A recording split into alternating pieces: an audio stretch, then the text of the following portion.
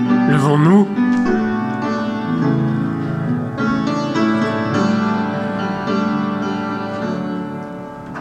Vers toi, Seigneur, j'élève ma voix pour t'adorer, mon Seigneur, mon roi. Reçois, Seigneur, comme un doux parfum, l'amour et le chant de nos cœurs reconnaissants. Ce cantique est si beau que je vous propose de le prendre une deuxième fois. J'élève la voix vers t'adorer, mon Sauveur, mon roi. Reçois, Seigneur, comme un doux parfum, l'amour et le chant de nos cœurs reconnaissants.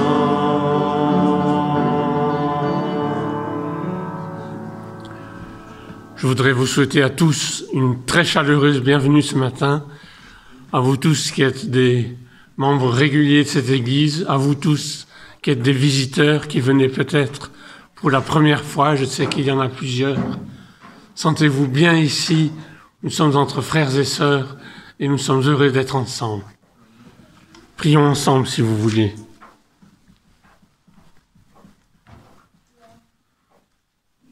Merci Seigneur de nous accueillir dans cette maison, au milieu de cette assemblée où tu nous as promis d'être avec nous, pour nous accueillir, pour nous recevoir, pour nous enrichir. Permets que ces moments que nous passerons ensemble ici soient des moments bienfaisants, qui nous aident à croître, qui nous aident à renforcer les liens qui nous unissent à toi et les liens qui nous unissent les uns aux autres. Je te demande tout cela au nom de Jésus. Amen.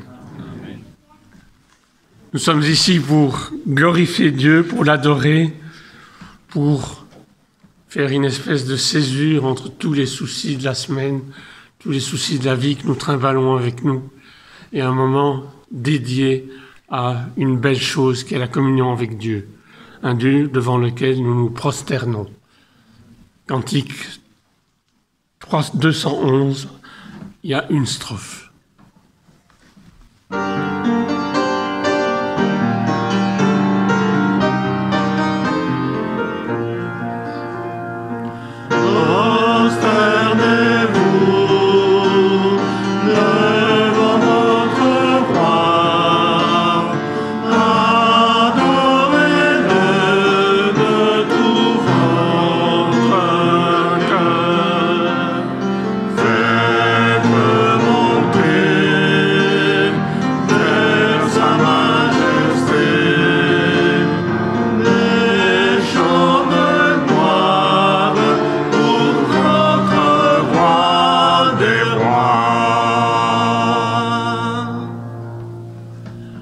Adorer Dieu, ce n'est pas seulement se mettre à genoux, c'est marcher avec lui, avancer sur la route, le suivre là où il veut nous conduire. Chanterons les trois premières strophes du cantique 304.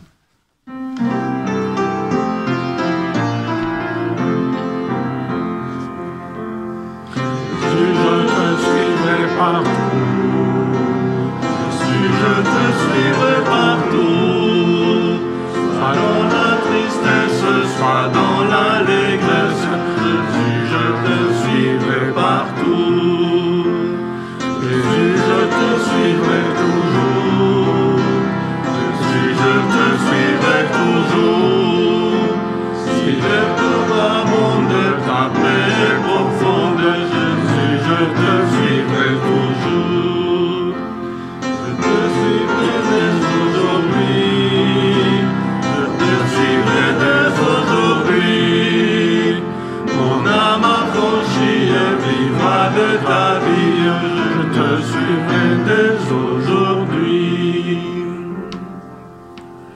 Nous avons un Père qui nous aime et nous voulons être avec lui. Abba Père, je veux être.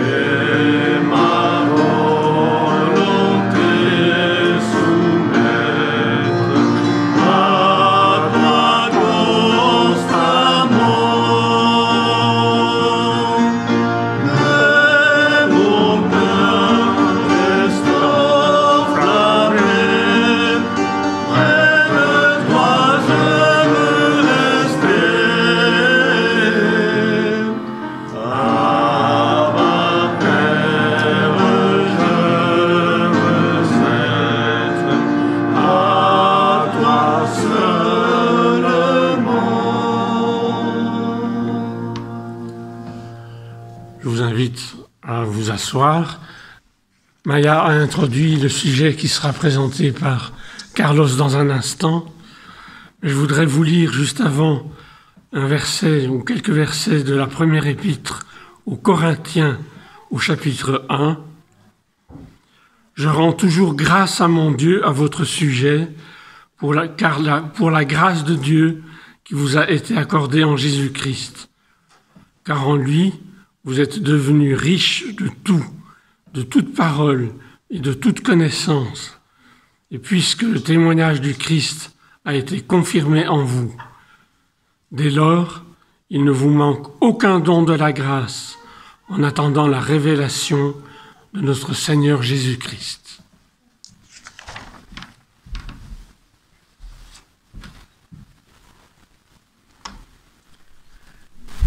Voilà, c'est la suite du message que j'ai commencé il y a tout juste un mois. Je me fais pas d'illusion que vous vous rappeliez ce que j'ai dit. Donc, ne vous attendez pas à un examen, je ne vais pas le faire. Je reprends le verset biblique. Je rends toujours grâce à mon Dieu à votre sujet, pour la grâce de Dieu qui vous a été accordée en Jésus-Christ. Car en lui, vous êtes devenus riches de tout, de toute parole et de toute connaissance, puisque le témoignage du Christ a été confirmé en vous. Dès lors, il ne vous manque aucun don de la grâce en attendant la révélation de notre Seigneur Jésus-Christ. Les paroles de Paul, bien que c'est la suite de la présentation de la fois dernière au sujet des dons et des talents, où on avait dit « Nous avons tous reçu un don, un talent ». Et le Seigneur nous invite à les mettre au service de l'Église et ensemble au service de la communauté. En préparant la suite, les paroles de l'apôtre Paul m'ont frappé autrement, tout particulièrement en tant que pasteur de l'Église.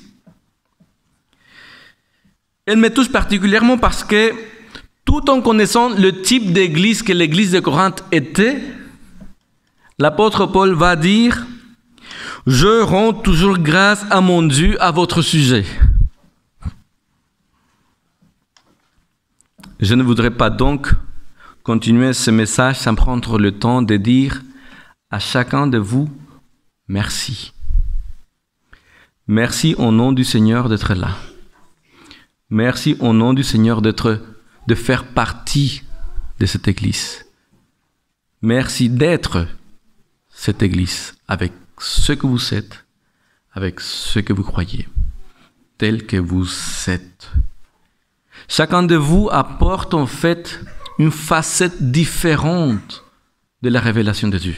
Et quand nous mettons toutes ces facettes ensemble, alors nous pouvons espérer nous approcher de façon concrète à une meilleure image et compréhension de qui notre Dieu, notre Père est vraiment. Et quand vous n'êtes pas là, ça nous manque. Cet aspect de Dieu nous manque. Alors merci d'être là ce matin. C'est une grâce que nous avons reçue du Seigneur, d'être ensemble en tant que famille. Paul a dit « Je rends toujours grâce à mon Dieu, à votre sujet, pour la grâce pour la grâce de Dieu qui vous a été accordée en Jésus-Christ. Bien sûr, quand on connaît combien problématique était l'église de Corinthe, on pourrait aussi comprendre la phrase différemment. Merci Seigneur parce que tu leur as donné ta grâce, parce que si avec toi ils sont déjà comme ça, qu'est-ce que ça serait sans toi? Corinthe était terrible. Ce n'est pas le cas de vous louer et je dis au Seigneur, merci pour cela aussi. Donc, il va parler des dons, il va parler des talents, il va remercier le Seigneur pour l'église qu'il a en face de lui, en tout cas l'église à laquelle il va écrire. Il va expliquer un peu plus ce qu'il initie ici au sujet des dons et des talents par la suite. Il va en parler au chapitre 12, 13 et 14. On va survoler ça ensemble pour essayer d'en tirer quelque chose pour nous ce matin. Il a dit, il ne vous manque aucun don de la grâce. On attend dans la révélation de notre Seigneur Jésus-Christ. Et il va continuer son explication. Et je vais prendre ce que je vais lire de la Bible de la version français courant parce que c'est un peu plus facile à lire et aussi à entendre. Parlons maintenant des dons du Saint-Esprit. Ok, je vous ai mentionné ça. Parlons-en. Frères, je désire que vous connaissiez la vérité à propos des dons et des talents. Il y a diverses sortes de dons spirituels, mais c'est le même esprit qui les accorde. Il y a diverses façons de servir, mais c'est le même Seigneur que l'on sert. Il y a diverses activités, mais c'est le même Dieu qui les produit toutes en tous. Je suis au chapitre 13, je pense. Première information à ne pas négliger. On ne s'en rend plus compte en français, mais en grec, c'est assez clair. Et ça rend en français, mais on ne s'y rend pas compte. Il dit, il y a diverses sortes de dons spirituels, mais c'est le même esprit qui les accorde. Il y a diverses façons de servir, mais c'est le même Seigneur que l'on sert. Il y a diverses activités, mais c'est le même Dieu qui les produit, tout en tout. Pneuma, Kurios, Theo. Et c'est les trois mots qu'on utilise souvent pour parler du Saint-Esprit, de Jésus-Christ et de Dieu le Père. La première chose qu'il dit au sujet des dons et des talents, des cadeaux que Dieu t'a fait, c'est la divinité entière qui est derrière tout ça. C'est un plan à eux trois. Ils l'ont voulu. Et il n'y a pas un qui dit à l'autre, tu sais, mon rôle là-dedans est plus grand que le tien. Non, c'est ensemble, en unité, pour l'Église qu'ils font des cadeaux pareils. C'est la première chose qu'il dit dans son texte. Et ça va donner le temps pour la suite, vous allez voir. Chapitre 7. En chacun, l'Esprit Saint se manifeste par un don pour le bien de tous. L'Esprit donne à l'un de parler selon la sagesse, et à un autre, le même Esprit donne de parler selon la connaissance. Ce seul Esprit, et même Esprit, donne à l'un une foi exceptionnelle, à l'autre, il va donner le pouvoir de guérir des malades, ou encore à quelqu'un d'accomplir des miracles, ou de transmettre le message reçu de Dieu, ou à un autre encore la capacité de distinguer les faux esprits du véritable esprit. À l'un, il donne la possibilité de parler en des langues inconnues, et à un autre la possibilité de les comprendre et donc de les traduire. C'est le seul et même esprit qui produit tout cela. Il accorde à chacun un don différent. Phrase très importante, comme il veut. L'esprit donne des dons différents à chacun, comme il le veut. Comme il le veut.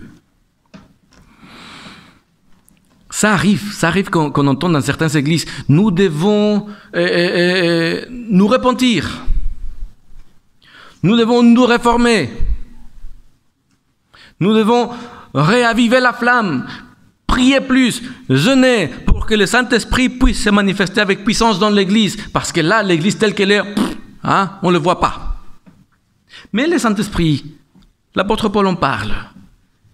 L'apôtre Paul dit, le Saint-Esprit, en fait, il se manifeste, il s'est déjà manifesté. Il l'a dit au chapitre 1. Il vous a donné à tous un don.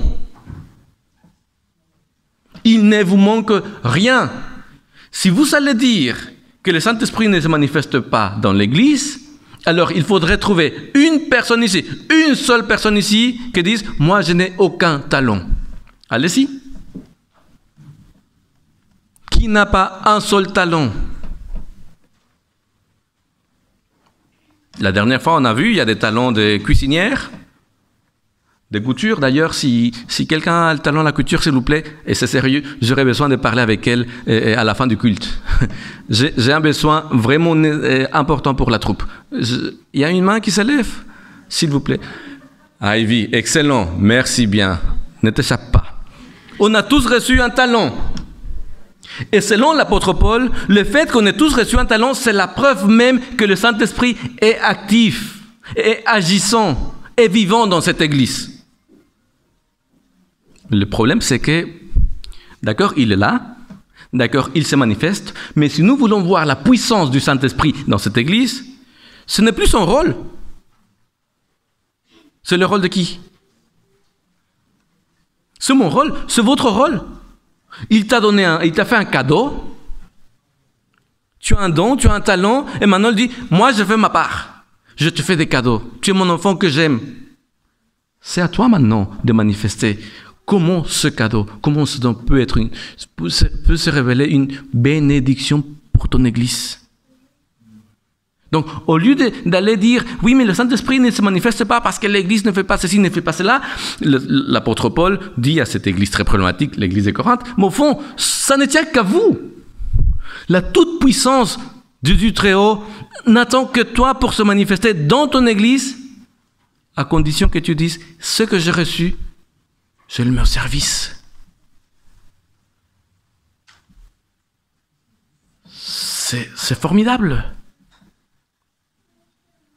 Le Saint-Esprit t'a déjà donné la clé pour que sa puissance se manifeste dans l'Église. Il ne peut qu'attendre. Il ne va pas te forcer à le faire. Mais il va rester, il va espérer que tu le fasses. Il va espérer que tu le fasses. Et en plus, il dit, l'apôtre Paul, le même esprit, il produit ça en tous, il donne à tout le monde. Il accorde à chacun un don différent, comment il le veut, comme il le veut. Vous vous rappelez de la parabole des différents ouvriers, ce patron-là qui avait une vigne et qui avait besoin de faire la récolte des vignes, des raisins. Donc il va le matin, il va chercher des travailleurs à la place, il en trouve, il les ramène. Combien? Un denier. Très bien, c'est une bonne paye pour une journée. Il va le matin, il amène des travailleurs chez lui. Il va à midi, il ramène des travailleurs chez lui. Il va le soir, l'après-midi, il ramène des travailleurs chez lui. Il va le soir et il ramène des travailleurs chez lui qui ne vont travailler qu'une seule heure dans sa vigne. Et le moment venu de payer, il commence par les derniers. Et vous connaissez l'histoire, hein? Combien il va leur payer? Un denier.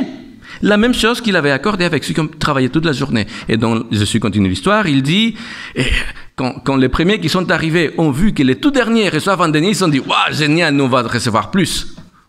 Mais quand ils arrivent devant le patron, un denier, et ils se fâchent.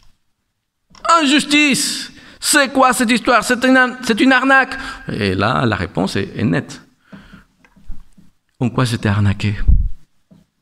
C'est ce qu'on avait convenu. Je ne peux pas faire de mon argent ce que je veux, ou ça te cause un problème que je sois généreux. Mais c'est la même chose parfois avec les dons et les talents. Parfois, il y a des personnes qui, quand ils voient que quelqu'un a un certain talent spécifique, ils disent « Ah non, ça va pas, hein. Ça va pas parce que ce don particulier, ce n'est que pour les hommes. Ça va pas parce que ce don particulier, ce n'est que pour les femmes. » Et on fait toute une histoire parce que quelqu'un aurait reçu un don et un talent qu'il n'aurait pas dû recevoir. Alors que l'apôtre Paul, il dit, c'est qui fait des cadeaux à l'église? C'est qui? C'est qui? Le Saint-Esprit. Et quel est son critère pour faire ces cadeaux, pour donner des dons à l'église? Quel est le critère qu'il utilise? Comme ça, il chante. Qui es-tu pour lui dire qu'il a mal fait? Il fait des cadeaux, comme ça, lui chante. C'est pas écrit comme ça, mais finalement c'est comme ça qu'on doit le comprendre. Le Saint-Esprit est libre de faire des cadeaux comme il le veut. Verset 12. Eh bien, le Christ est semblable à un corps qui se compose de plusieurs parties. Toutes ces parties, bien que nombreuses, forment un seul corps. Et nous tous, juifs ou non-juifs, esclaves ou hommes libres, nous avons été baptisés pour former un seul corps par le même Esprit Saint. Et nous avons tous eu à boire de ce seul Esprit. C'est-à-dire, si nous sommes famille de Dieu, si nous sommes le corps du Christ, il faut se rendre compte d'une chose. Devant Dieu, il n'y a pas de favoritisme. Il n'y a pas de distinction. Il n'y a pas de patrons, il n'y a pas d'esclaves, il n'y a pas de juifs, il n'y a pas de païens, il n'y a pas d'hommes, il n'y a pas de femmes. On est tous à égalité devant le Seigneur. À égalité. Et cela pour renforcer le fait que le Saint-Esprit donne comme il veut ce qu'il veut quand il veut. Et il va dire en plus, quand l'Esprit donne, c'est pour l'unité de l'Église. Qu'est-ce que c'est absolument aberrant qu'on prenne les dons du Seigneur qui sont là pour l'unité de l'Église et on en fasse un objet de division et de querelle. Parce que ça ne devrait pas être comme ceci, ça ne devrait pas être comme cela, celle-là ne devrait pas fonctionner comme ci. Je continue. Verset 14. Le corps se compose pas d'une seule partie, mais de plusieurs. Si le pied disait « Je ne suis pas une main, donc je n'appartiens pas au corps », il ne cesserait pas pour autant d'être une partie du corps. Et si l'oreille disait « Je ne suis pas un œil, donc je n'appartiens pas au corps », il ne cesserait pas pour autant d'être une partie du corps. Si tout le corps n'était qu'un seul œil, comment pourrait-il entendre? Vous imaginez un corps qui soit un seul œil? Oui, moi je peux imaginer. Avec les dessins animés et Monstres et compagnie. Il y a un petit monstre que ce n'est qu'un œil finalement. Et il continue. Si tout le corps n'était qu'oreille, comment pourrait-il sentir les odeurs? En réalité, Dieu a disposé chacune des parties du corps comme il l'a voulu. Il n'y aurait pas de corps s'il ne se trouvait en tout qu'une seule partie.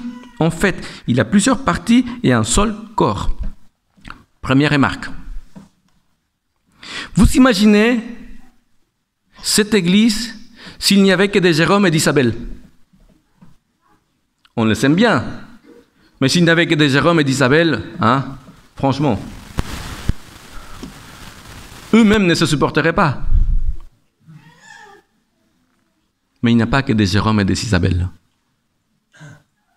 Il y a plein de personnes différentes.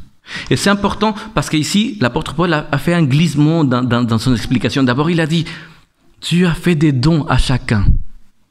Et il glisse il part de l'église, après il va glisser vers l'image du corps. Et au lieu de dire, dans la tirade que je viens de lire, Dieu a fait des dons à chacun, il va dire, chacun de vous, c'est le don que Dieu a fait à l'église. Et là où tu es, avec la fonction que tu as et que tu es capable de remplir, c'est là où Dieu t'a imaginé. Et c'est là où il aimerait que tu exerces tes dons et tes talents. Ça exclut les possibles réflexions, mais mon don est trop petit. Qu'est-ce que je peux faire avec ça? Je ne sais que sourire, par exemple. Combien de fois nous n'avons pas été encouragés rien qu'avec un sourire qui nous a changé la journée? Combien de fois nous avons été encouragés, en tout cas où on s'est senti aimé ou apprécié quand quelqu'un nous fait un petit cadeau, un petit geste. Qu'est-ce que j'aime bien quand je vais, par exemple, parce que ça se fait beaucoup, là, à l'église hispanique, et à la fin, il y a quelqu'un qui va me faire un petit cadeau, quelque chose à manger. Prenez soin de la graine. Avec ce qu'on sait faire, l'apôtre Paul dit, tu es le cadeau que Dieu a voulu donner à cette église. Tu es le cadeau de Dieu. Mais attention, on est le cadeau de Dieu, on est ce que Dieu a voulu de mieux pour cette Église. Mais de là à dire, je n'ai pas besoin de l'autre, c'est autre chose. L'apôtre Paul va dire, attention, attention, l'œil ne peut pas dire à la main, je n'ai pas besoin de toi. Et la tête ne peut pas dire non plus aux pieds, je n'ai pas besoin de vous. Nous avons besoin tous, de tous. Tu as besoin de nous et nous avons besoin de toi et nous ensemble avons besoin de Dieu. On est une famille. Alors pas besoin de prendre la grosse tête. Il ne faut pas aller penser que sans moi les choses ne se feraient pas. Pas aussi bien. On est ensemble pour faire ensemble.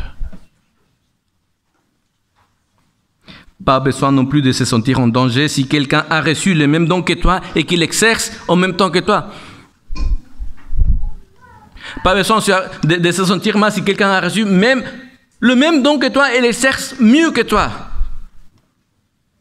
L'apôtre Paul va dire, en fait, si quelqu'un a reçu un don formidable, au lieu d'aller voir et dire, ah, j'aimerais avoir ces dons. Oh non, la personne là, elle ne devrait pas les faire parce que ça, c'est que pour les hommes. L'apôtre Paul, dans son raisonnement, dit, mais tout ce qu'on reçoit en tant qu'Église, c'est pour le bénéfice de qui? De l'Église. Donc, si quelqu'un a reçu un don que tu n'as pas, au lieu d'aller râler ou penser que tu aurais dû l'avoir, ce que tu dois faire, c'est te réjouir avec. Parce que le bénéfice, tu vas le recevoir. Et la personne va recevoir le bénéfice de ton propre don à toi. Réjouis-toi avec, fais la fête parce que le Seigneur s'est manifesté dans la personne, dans l'autre personne, d'une façon différente que chez toi. Fais la fête parce que rien ne nous manque en attendant le retour de Jésus.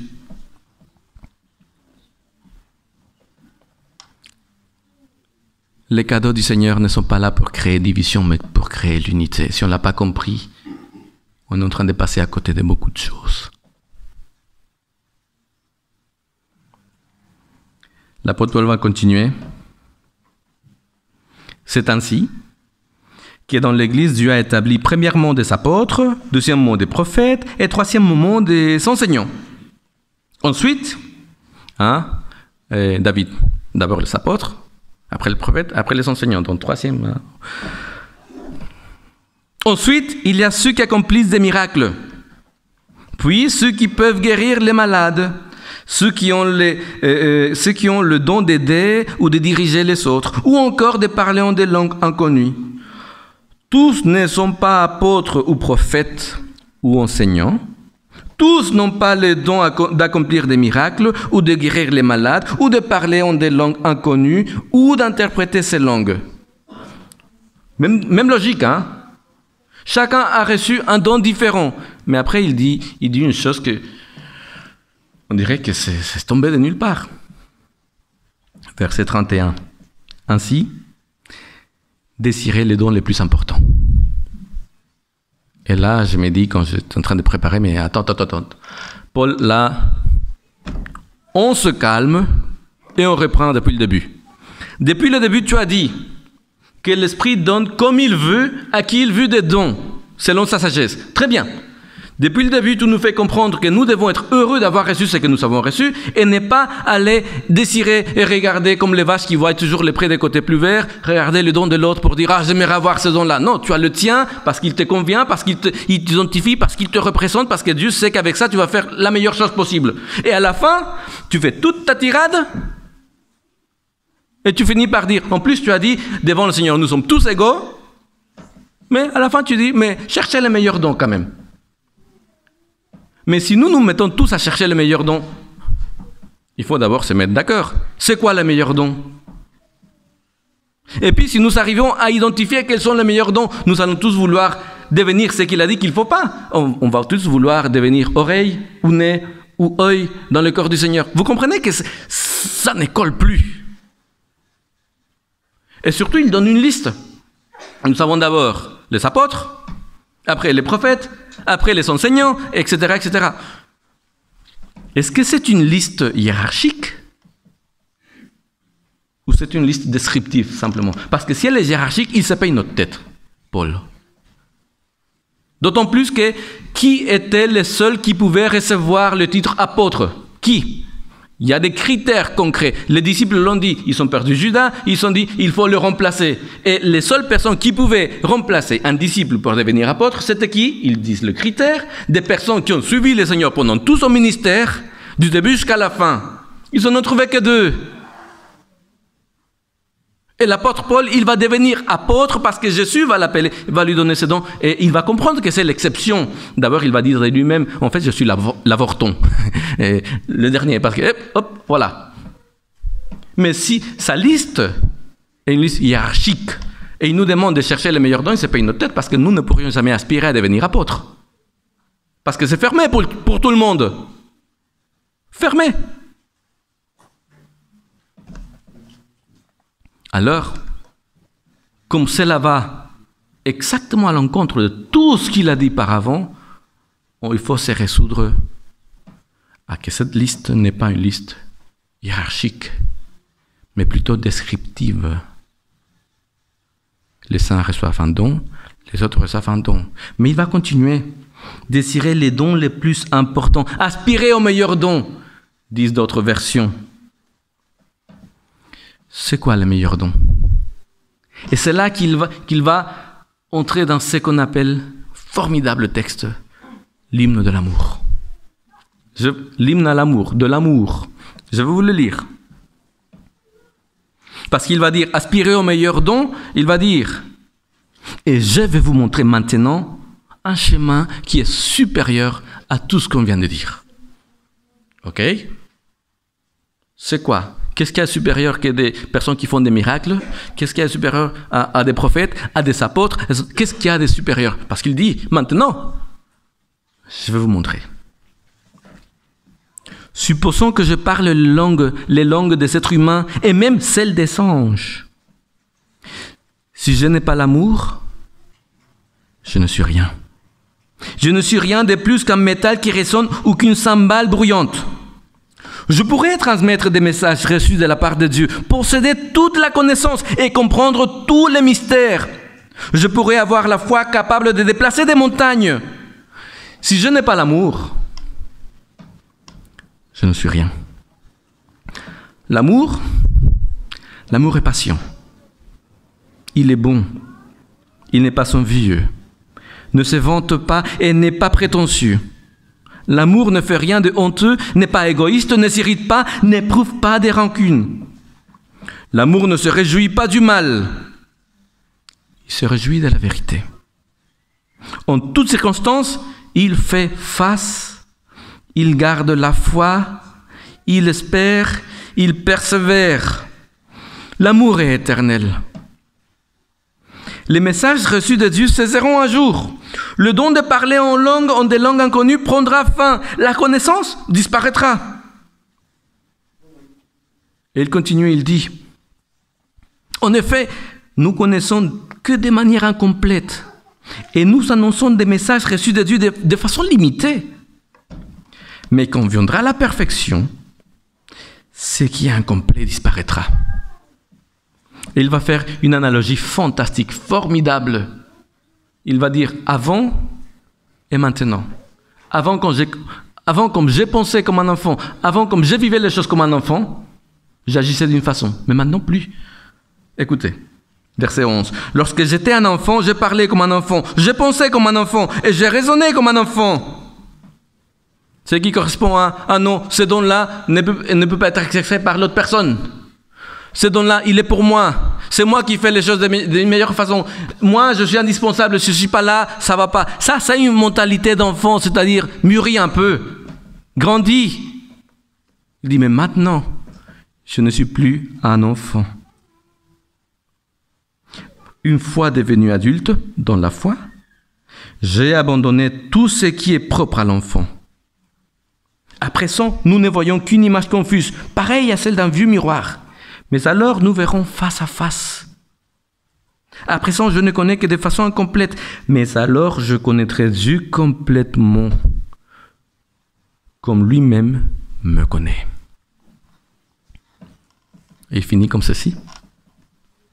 Maintenant, ces 3 choses demeurent. La foi, l'espérance et l'amour. Mais la plus grande de toutes, c'est l'amour. Nous comprenons d'où est-ce que nous venons et pourquoi il le dit. Il parle des dons et des talents. Quels sont les meilleurs dons? Parce qu'il a dit aspirer aux meilleurs dons. Quels sont les meilleurs dons? Si je comprends bien, les meilleurs dons, ce sont ceux qui se vivent et s'exercent par amour et dans l'amour. Parce que si je reçois les plus grands des dons selon les humains, mais je n'ai pas d'amour, je suis moins que rien. Dieu t'appelle à le servir avec tes dons et avec tes talents. Il t'invite à accepter humblement ce qu'il t'a donné et dire avec ce qu'il m'a donné, je vais me mettre au service de la famille. Il t'a fait des cadeaux, il t'invite à en faire à ton tour.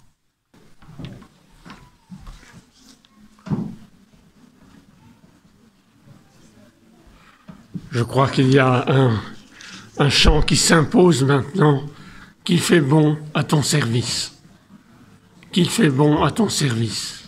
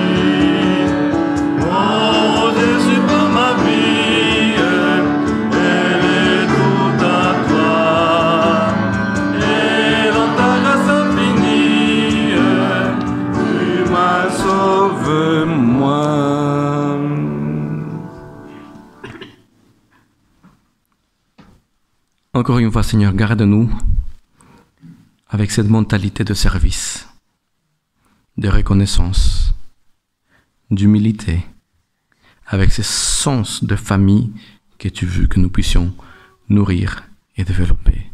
Au nom de Jésus, Amen.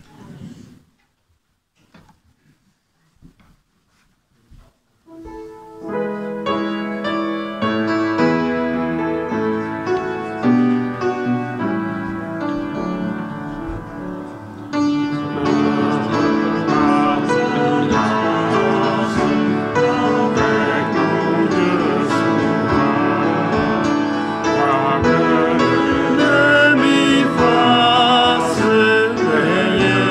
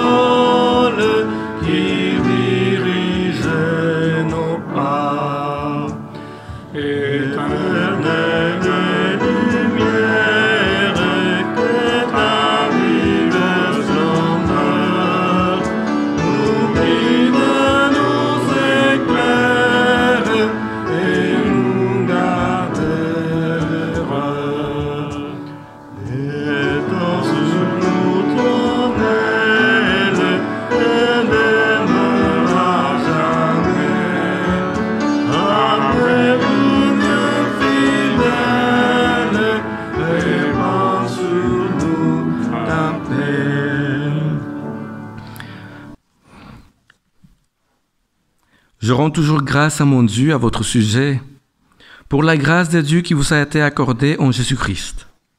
Car en lui, vous êtes devenus riches de tout, de toute parole et de toute connaissance, puisque le témoignage du Christ a été confirmé en vous. Dès lors, il ne vous manque aucun don de la grâce en attendant la révélation de notre Seigneur Jésus-Christ. C'est lui qui vous affermira aussi jusqu'à la fin, pour que vous soyez sans reproche au jour de notre Seigneur Jésus-Christ. Dieu est digne de confiance, lui par qui vous avez été appelés à la communion de son Fils, Jésus-Christ, notre Seigneur. Amen.